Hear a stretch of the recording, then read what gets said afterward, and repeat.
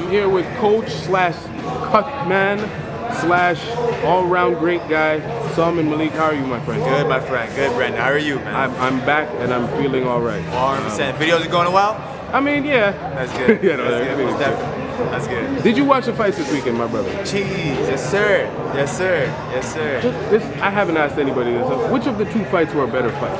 Oh, man. Honestly, for me, the one that I can sit back and say, like, you know what I learned? Like, you know, what type of fighter this individual is Tank. Yeah. The Tank fight was a very good fight at the end of the day. You know what I mean? Like, the guy, what's his name? The Pitbull? What's his name? Isaac Cruz. Yeah, Cruz. Man, the kid came to fucking fight, man. He did. He came to fight, man, and he put it on Tank, man. And Tank had to show little different wrinkles of his game that we haven't really seen. Tank is coming in and just totally thrashing all these guys. You know what I mean? And now he's fighting a guy that, you know, is shorter than him, is posing different threats to him, but he had to show different aspects of his game. And you know what? He did well. He did well. Were you surprised that Isaac couldn't do more with the fact that Gervonta basically broke his hand in the fifth round? I mean, that's the thing. It's levels to the game too, right? Like you got to see, like, okay, yeah, the guy was 23-1, right? That was his record, but who has he fought? You know what I mean? So it's about quality too, right? A guy like Tank, you know what? At the end of the day, yeah, like he has a rocket of a left hand, but like if he's at the top level, the top echelon of the sport, he better be more than that. You can't just be a puncher and rely on being a puncher. Yeah. Say like one day like you break your hand in sparring or whatever, and you have a fight coming up in 2 days, you're not gonna pull out. Especially if it's $1 million fight and you have pay-per-views riding on that. That's one thing I actually always talk about people with, like the average everyday human who has a job. I'm like, you can't call in sick. You can't call in sick for this shit. Most definitely not.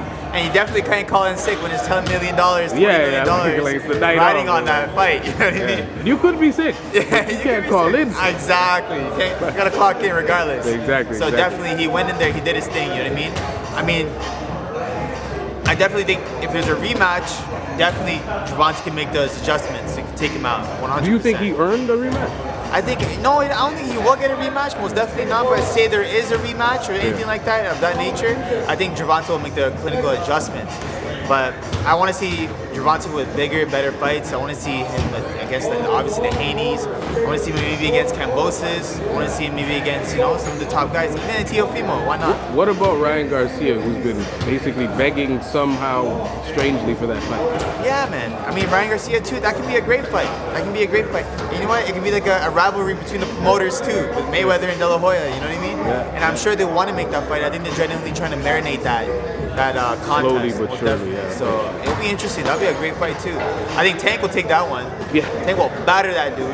Yeah, I think he breaks him down. Yeah, Tank will definitely batter Garcia. But regardless, that'll be a good fight. That'll be a good money fight. That'll be a good fight for boxing, man.